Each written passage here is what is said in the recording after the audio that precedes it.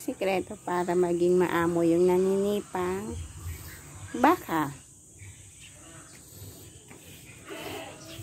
Ito lang, bash-bash mo lang para magkaroon kayo ng banding. Tingnan mo, gustong-gusto niya tinataas pa ang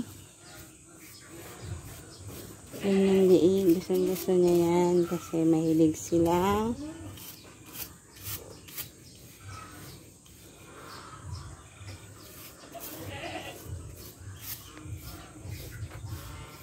may naiinggit na isa. Si Matcha naiinggit na.